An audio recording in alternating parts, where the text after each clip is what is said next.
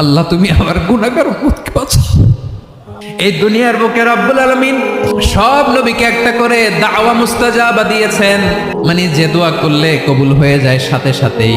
দুনিয়ার সব নবীরা ওই দোয়াটা দুনিয়ায় করে ফেলেছে। বিশ্বনবী বলবেন, আল্লাহ ওই স্পেশাল দোয়াটা দুনিয়াতে করি নাই, আজকে আমি তোমার দরবারে দাঁড়িয়ে কিয়ামতের দিন ওই দোয়াটা করছি। আল্লাহ আমার যে উম্মতের হৃদয়ে যাররা পরিমাণ ঈমান আছে, আমার একটা উম্মতকেও তুমি জাহান্নামে ঢুকাতে পারবা না।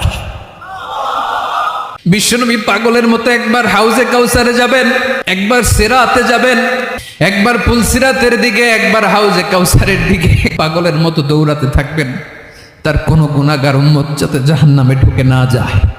উম্মতি বিশ্বনবী আমার জন্য কাঁদবেন, আপনার জন্য কাঁদবেন, আমাদের জন্য সেদিন কেঁদে কেঁদে জাহান্নামের দরজায় দাঁড়িয়ে আমাদেরকে টেনে টেনে জান্নাতে ঢুকাবেন।